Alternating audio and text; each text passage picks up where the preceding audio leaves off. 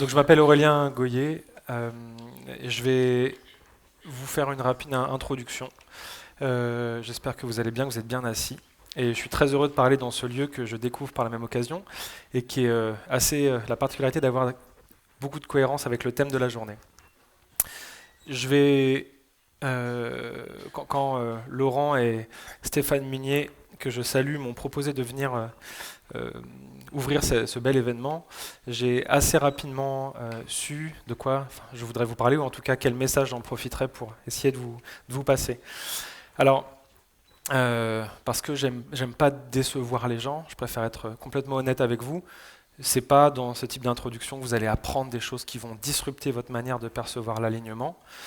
Je n'ai pas inventé un morceau d'algorithme à 15 ans incroyable, donc mon parcours est en plus lui-même professionnellement finalement relativement banal. Par contre, j'aimerais partager avec vous une histoire en fait c'est tout simplement mon histoire que je qualifie finalement d'histoire d'amour avec le B2B. Aussi pompeux que ça peut sembler, c'est un peu comme ça que je le perçois. Je vais essayer de le partager avec vous. Alors, comme vous, j'ai dû regarder le dernier épisode de Game of Thrones. Et je me suis dit quand même, voilà, on parle beaucoup de storytelling, c'est peut-être le bon moment si je veux passer le bon message, d'essayer de raconter une histoire et pour que ça parle aux gens. Euh, bon, cette slide, vous l'aurez compris, elle a deux objectifs. C'est déjà rendre justice à 95% des Français qui, comme moi, ont du mal à prononcer le nom de la série Game of Thrones à peu près convenablement. Et on a tellement souffert que je pense que ça méritait qu'on en parle dans une keynote. Et ensuite, c'était un clin d'œil au fait que je pense qu'aujourd'hui, dans le B2B, donc moi je suis plutôt un profil marketeur B2B, je pense qu'il n'y a pas que le B2C qui devrait avoir des frontières de plus en plus poreuses avec la notion de pop culture, tout ce qu'on peut trouver sur le web, etc. Je pense que c'est intéressant de laisser place à cette porosité. Je vais y revenir un petit peu après. Alors, euh, j'ai vu l'année dernière un article qui s'appelait Pourquoi Kanye West serait un excellent marketeur B2B. Euh, je pense que, alors, au-delà du côté très cliquable de l'article et la volonté d'intéresser les gens, je crois quand même que ça doit nous interroger sur le fait que on utilise beaucoup une citation de Bess Comstock qui dit B2B do not mean to be too boring. Mais en fait, si on se regarde un petit peu en face et qu'on balaye devant notre porte, même si les choses évoluent, le B2B, il est quand même voilà, toujours pas mal boring finalement. Euh, je crois aussi qu'on a cette tendance dans le B2B. Alors encore une fois, aujourd'hui, je vais parler de préceptes. Ne vous sentez pas tous concernés ou offusqués. Je parle bien entendu en générique. Je ne dis pas que tout le monde pense de cette manière-là. Mais globalement, je trouve qu'on a cette tendance d'être un petit peu trop romantique sur les formats qu'on utilise en B2B. Des formats classiques, des grands formats à succès en fait, qui ont beaucoup fonctionné dans le B2B les 10 dernières années. Et je pense que il y a pas mal d'exemples aujourd'hui qui montrent que de temps en temps, il faut savoir enlever les œillères, regarder un petit peu à droite à gauche. Ça va être dans la culture même. Voilà, je vais volontairement aller un peu loin, mais du hip-hop, de la culture des séries, en fait, les choses qui nous entourent. Parce que derrière chaque dirigeant, alors ça va faire grande citation de politiciens, mais derrière chaque dirigeant B2B, il y a un homme, un père de famille. Et je crois qu'on a trop accepté le fait que dans le B2B, comme on bossait dans un milieu avec très ingénierie, très industriel, et ben qu'on avait accepter ou signer en bas de la page pour finalement avoir le droit de s'ennuyer, contrairement aux gens du B2B qui eux s'éclatent. Et voilà. Et je pense que c'est pas tout à fait juste et qu'on peut faire changer les choses. Je vous ai pris l'exemple de Maersk. Certains d'entre vous le connaîtront. Maersk font des conteneurs maritimes. Alors sur le papier, vous serez d'accord avec moi, c'est pas le plus facile à vendre. On est sur un truc quand même, voilà, on est un petit peu dans le dur. Euh, Maersk aujourd'hui, ils ont mis en place une stratégie sur les réseaux sociaux qui est assez impressionnante. Ils ont réussi à générer une communauté sur un seul de leurs comptes, et Dieu sait qu'ils en ont pas mal, de 120, ou je crois qu'ils sont rendus maintenant à 150 000 personnes, juste en proposant, en allant s'inspirer des codes de l'Instagram du B2C. Et en fait, vous me direz, oui, mais ça, c'est l'apanage des sociétés qui ont du temps, qui ont des grosses ressources, qui ont beaucoup d'argent. Pas forcément, en fait. Pas forcément. Alors aujourd'hui, il y a 2 personnes qui bossent à temps plein, plus 2 personnes à mi-temps pour générer ces résultats-là. Sur le hashtag Maersk, c'est 2700 vues par heure en moyenne sur l'année qui sont générées grâce à ça. On peut toujours discuter de ROI, de tout ce qu'on veut, mais quand on a pour objectif de générer de l'attractivité autour de sa marque, c'est des médias qu'on doit commencer à considérer. Alors, j'ai pas été tout à fait juste avec vous au début de la session. Je vous ai dit que vous n'allez pas apprendre grand-chose. Vous aurez au moins appris que le speed dating a été inventé par un rabbin en 1990, pour ce que ça vaut. Vous prenez, vous laissez, mais voilà. Pourquoi je vous parle de speed dating? Parce qu'en fait, c'est comme ça que j'ai rencontré, on va dire, le B2B. En fait, mon école, à l'époque, ça commence à faire longtemps, avait organisé une espèce de rencontre où je pouvais rencontrer jusqu'à 15 employeurs en recherche d'alternants par jour. Donc c'était super attractif, super intéressant. Puis au bout de 13, bon forcément j'étais au bout voilà, j'étais hyper, j'avais juste envie de rentrer chez moi. Et puis en sortant, je vois ce petit stand en fait, qui d'ailleurs j'avais bien vu pendant la journée, n'était pas très fréquenté globalement. Puis les gens qui étaient assis au stand devaient le savoir parce qu'ils commençaient un peu à tirer la gueule, donc je pense que ça n'avait pas passé une hyper bonne journée. Et je me suis dit, bon, le stand est vide, arrête-toi. Et en fait, c'est cette décision de non-fainéantise, pour une fois, qui m'a fait rencontrer le B2B et qui a fait que aujourd'hui, je suis avec vous en train de parler. Alors, en fait, très tôt dans le B2B, j'ai eu la chance d'avoir un super job en termes de responsabilité. J'étais jeune, j'étais hyper fier des responsabilités qu'on m'avait données. Mais en fait, comme dans toute relation saine, parfois on a des doutes. Et très tôt, j'ai ressenti, et je pense que ça parlera à certains d'entre vous, j'avais du mal en fait à avoir cette espèce de fierté de mon secteur d'activité. En fait, j'étais très fier du job que j'avais, des responsabilités, mais je voyais tous mes potes qui bossaient chez Twitter, Clarins, chez Nike, et qui avaient vraiment des paillettes qui brillaient dans les yeux et qui se disaient « Ah ouais, moi je bosse chez ces boîtes-là ». Et en fait, c'était assez négatif parce que je me retrouvais à pas me concentrer sur le métier qu'on me proposait et la mission passionnante qu'on m'octroyait, mais plutôt sur les paillettes que j'avais pu retrouver quand j'avais bossé un peu à la radio, dans l'événementiel sportif ou dans des trucs comme ça, beaucoup plus B2C, beaucoup plus sexy.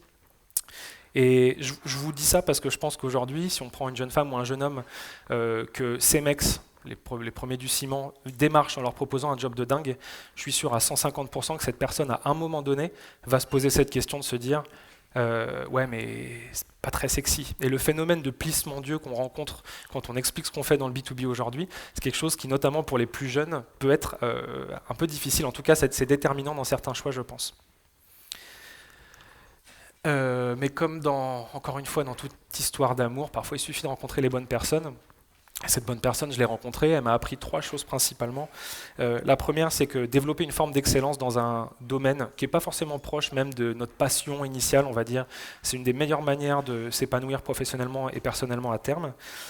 La deuxième chose, c'est qu'il y a une compétence qui ne bougera jamais, quel que soit notre secteur d'activité, et dont on aura toujours besoin, et même de plus en plus, c'est la capacité à traduire de manière intelligible un message auprès d'une audience, en fait, de manière claire, simple, sur le bon média. Et aussi que le B2B, c'est vraiment le secteur d'absolument tous les possibles, et qu'il y a un potentiel absolument énorme dans ce secteur qui est souvent méconnu et notamment auprès des plus jeunes. Et en créant cette présentation, j'ai trouvé une comparaison. J'ai l'impression, enfin en tout cas moi je le ressens comme ça, que s'éclater professionnellement dans le B2B, c'est un peu comme arriver à s'amuser sans boire d'alcool. C'est un truc qui est très compliqué à atteindre. J'en vois dans la salle. C'est très compliqué à atteindre, mais je pense qu'une fois qu'on a passé un certain cap, je crois, et je le pense vraiment, que c'est un véritable nirvana professionnel et personnel qui peut s'ouvrir à nous. Et voilà, c'était l'occasion pour moi de le formuler. Alors, le tournant. Alors pourquoi le tournant? Ça, c'est en 2011. C'est au Fraunhofer Institute, pour ceux qui connaissent en Allemagne. En fait, l'étape d'après, c'est qu'on me propose un autre job dans une boîte 2 fois plus grosse. Et donc là, bam, je me retrouve, parce que c'était la politique de formation de la boîte, pendant 2 mois, à aller sur les routes avec un commercial, à faire tout le tour des popotes allemandes, des PME, partout, en Bavière. Enfin bref, j'ai fait 2 mois non-stop à aller chez les industriels que vous pouvez connaître. Et en fait, je me suis rendu compte que ce stage d'espèce de stage de 3e prolongé m'a permis de découvrir, enfin en tout cas de prendre conscience d'un problème qui est majeur et qui fait qu'on est ensemble aujourd'hui dans cette salle. C'est qu'aligner les équipes entre elles, et en particulier les ventes et le marketing, c'est super complexe. Et que je me rendais compte que dans la sémantique, dans les objectifs, il n'y avait quand même pas grand chose en commun entre la fonction qu'on me proposait, ce que je devais faire comme job de marketeur, et entre la réalité d'un commercial qui va faire le tour des popotes en Allemagne, des fournisseurs de lignes de production, de voitures, etc. Et donc j'ai choisi de beaucoup travailler là-dessus et de faire le maximum pour aller avec les commerciaux, puis justement pas avoir ce problème du marketeur qui pige rien à son marché, comme on peut beaucoup nous le reprocher parfois. Le thème, c'est l'alignement 360, et je voulais partager avec vous ce que je considère être une des clés modernes du B2B. C'est la notion de cultural broker. Alors le cultural broker, en fait, dans une entreprise, il a un peu un rôle à la fois de pansement et de pont. C'est souvent quelqu'un qui n'a pas un profil très classique, qui n'a pas toujours un profil très rangé, quelqu'un qui casse les codes, qui est vraiment dans cette volonté de casser les lignes. Et pour le coup, je parlais de hier, c'est souvent quelqu'un, alors qui n'a pas un profil très académique, mais qui a cette capacité à connecter des mondes entre eux et à aller prendre les meilleures idées qu'ils trouvent à droite à gauche et à proposer souvent des idées assez innovantes. La particularité de cette personne, c'est qu'elle développe un amour qui est complètement non exclusif avec le B2B. Et c'est-à-dire qu'elle va vraiment manger à tous les râteliers, aller piocher ce qu'on peut trouver de meilleur dans chacun des domaines. Et ce que je vous conseille vraiment très fortement d'aller vous renseigner sur cette thématique-là en tant que dirigeant, parce que je crois que plutôt que de lire des dizaines d'articles sur comment recruter des millennials, comment négocier avec des millennials, comment parler à des millennials, je pense que vous y gagnerez plus à vous pencher là-dessus. Et je vais me prononcer au nom de tous les gens de cette génération millennials. Cette étiquette, on l'accepte absolument pas. Elle est complètement à côté de la plaque, et je vous invite à arrêter d'utiliser ce terme-là, parce qu'en fait, il est encore une fois, il a pour vertu de mettre une étiquette sur des profils. Et c'est pas ça qui va nous aider à avancer dans le bon sens en termes d'alignement normalement. Ça n'est que mon avis. Alors, je voulais vous parler d'un autre truc qui pour moi est assez symptomatique encore une fois du concept d'alignement. Aujourd'hui dans le business, c'est très valorisé de connaître plein de monde. D'ailleurs, personnellement aussi, c'est valorisé de connaître plein de monde. La question c'est, est-ce qu'un patron qui connaît 1000 autres patrons, ou j'en sais rien, un maçon qui connaît 10 autres maçons, est-ce qu'il est dans le meilleur cas de figure en matière d'écosystème? Et en fait, c'est pas moi qui le dis, ça a été prouvé que non. Il y a une étude super sérieuse qui a été publiée cette année qui explique qu'en fait, les gens qui ont la meilleure balance entre leur bonheur, c'est-à-dire épanouissement personnel et professionnel, versus leur réussite professionnelle et la réussite financière, c'est les gens qui ont des écosystèmes les plus variés. Et donc, indirectement, avoir une capacité à discuter avec tout le monde et pas que des gens qui sont des pairs ou des alter ego dans l'entreprise. Je ne sais pas si vous vous rappelez de cette situation. Moi, m'avait vachement marqué à l'époque. Ça ne représente absolument pas mes opinions politiques, je vous arrête tout de suite. Mais en tout cas, il était allé dans un établissement, François Fillon, et il y avait cette discussion complètement lunaire avec une sage-femme qui disait qu'ils étaient en train de crever dans les hôpitaux, et lui qui était là, bah ouais, mais en fait, nous, vous comprenez, financièrement, c'est dur, donc tout le monde doit faire des efforts. Et je me souviens qu'à ce moment-là, je m'étais dit, mais en fait, c'est ça, la problématique d'alignement dans une entreprise, c'est que si vous constituez des équipes qui sont dans leur coin et qui en plus ont la particularité de penser qu'elles ont raison et qu'elles ont la solution, vous allez aboutir à une impossibilité d'aligner vos teams. C'est absolument impossible. Si on imagine une seconde que la France est une entreprise, quand on voit cette situation-là, je pense que très vite on se dit qu'il y a un problème quelque part. Voilà pour ça. Alors, cette ville, elle s'appelle New Songdo. C'est une ville intelligente qui a été développée en Corée du Sud. En fait, la particularité de cette ville qui a été construite à partir de rien, c'est que contrairement à tous les projets de cette envergure, dans le monde, partout, elle est déjà prête. Elle a été lancée il y a 10 ans, elle est déjà finie à 50%, elle accueille déjà 30 000 personnes, 33 000 emplois, et elle pollue 70% moins que tous les autres projets de cette envergure qui existent dans le monde. Alors, comment ils ont fait? Bon, il y a probablement plein de raisons. Mais ils ont en fait réussi à construire des processus de manière complètement customisée avec tous les éléments de tous les gens, tous les stakeholders du projet. L'ingénierie, la direction environnementale, les maîtrises d'œuvre, les maîtrises d'ouvrage, contrairement à un cas de figure habituel où en fait la maîtrise d'ouvrage a dit bon ok les gars on va bosser là-dessus, vous utilisez tel outil, on consulte un peu la maîtrise d'œuvre histoire d'embarquer un petit peu tout le monde. Mais il y a cette notion en fait assez monocratique des discussions dans des projets de cette envergure, et puis surtout un système informationnel qui est souvent très vertical, où en fait vous retrouvez avec quelqu'un là-haut qui passe un message en bas. Et déjà, pour moi, c'est symptomatique d'un problème. On peut appliquer ce cas de figure, pour moi, à l'entreprise de manière assez évidente. Donc on en discutait avec les speakers de la table ronde d'après, à la notion d'horizontalité du management. C'est un terme qui est très facile à utiliser, qui est très difficile à appliquer pour des dirigeants, parce qu'en fait quand on se lance dans une démarche d'horizontalisation, c'est pas facile à dire, de l'organisation, même un patron il ne sait pas trop où il va atterrir en fait. Donc ça demande finalement quelque part un peu de courage et d'envie de se dire que je vais privilégier la santé de mon entreprise et pas la santé des finances de mon entreprise, ce qui est bien entendu extrêmement différent. Alors, cette image, c'est une pub en fait pour un groupe d'établissements pédiatriques qui s'appelle Children's Minnesota. En fait, la particularité de cet établissement, c'est qu'ils ont développé une technique d'analyse des frictions et des erreurs dans leur entreprise. Donc en fait, dès qu'il y a une erreur qui est remontée par un patient ou qui est remontée par une erreur d'attribution d'un médicament, etc., ils ont un service dédié à la documentation de ce qui s'est passé. Ils vont voir chacun des parties prenantes, d'ailleurs de près ou de loin, enfin concerné de près ou de loin par le projet, en disant qu'est-ce que tu penses qui s'est passé.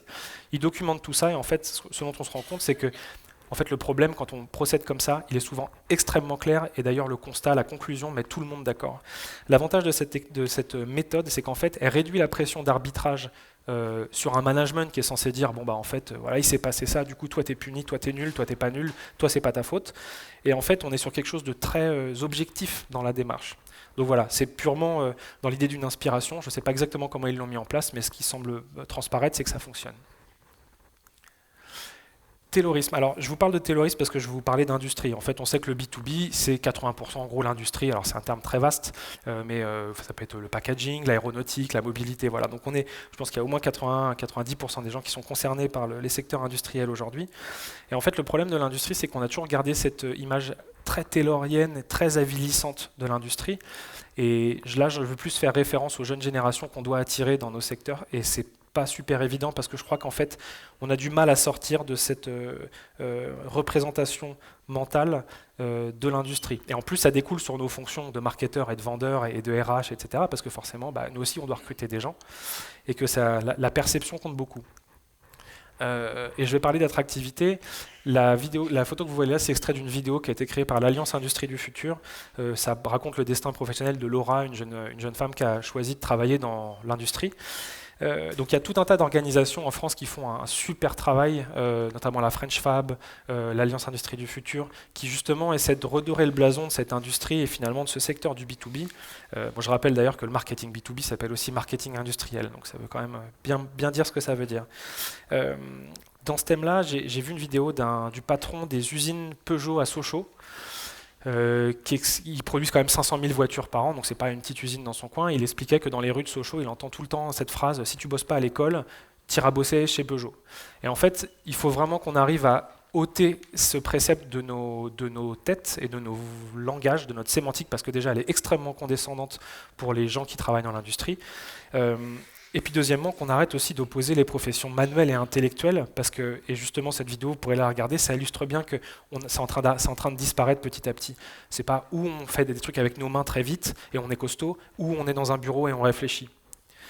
Et je pense que tous les gens dans cette salle, sans exception, on a tous ce rôle d'être assez ambassadeurs de notre secteur, en tout cas si on est fier d'y travailler, parce qu'il y a quand même vraiment des problématiques qui vont bien au-delà des problématiques de recrutement aujourd'hui. Alors, classé, je vous parlais d'étiquettes en début de présentation. Alors aujourd'hui, il y a beaucoup de discussions sur est-ce qu'on dit B2B, est-ce qu'on dit H2H, etc. Bon, pour moi, ça c'est de la sémantique et un jeu marketing, encore une fois, mais même si je comprends le point derrière. Le commerce interentreprise, il existera toujours. Donc ça ne bougera pas, peu importe comment on l'importe. Seulement, il va être de plus en plus compliqué de classer les entreprises. Je vais prendre un exemple qui me concerne de très près, Dassault Systèmes. Dassault Systèmes, on est typiquement dans le cas de figure d'une boîte qui a émergé dans les années 70-80 à partir d'un morceau de code développé par des industriels de l'aviation et qui a signé il y a un mois un accord pour le rachat d'une société qui s'appelle Medidata, qui est le leader mondial de la santé personnalisée, enfin des données thérapeutiques, etc. Plus de BioSerenity, qui est une boîte qui est le leader mondial du suivi de la santé personnalisée des gens. Donc la question que je vous pose, c'est comment on qualifiera Dassault Systèmes dans 10 ans? Est-ce qu'on dira que c'est une boîte de B2B? Est-ce qu'on dira que c'est une boîte de B2C? En fait, je vais conclure par ce par quoi j'ai commencé. En fait, ces limitas, elles vont disparaître à terme et c'est à nous d'anticiper tout ça et de commencer à utiliser des codes qui ne sont pas simplement dédiés à des ingénieurs, à des gens qui sont de notre secteur historiquement, mais à commencer à toucher tout un chacun. Et comme aujourd'hui on a un peu parlé d'amour, je termine par une citation. Les relations sociales dans l'industrie, c'est comme les relations amoureuses, c'est meilleur entre deux parties consentantes. Voilà, je vous remercie.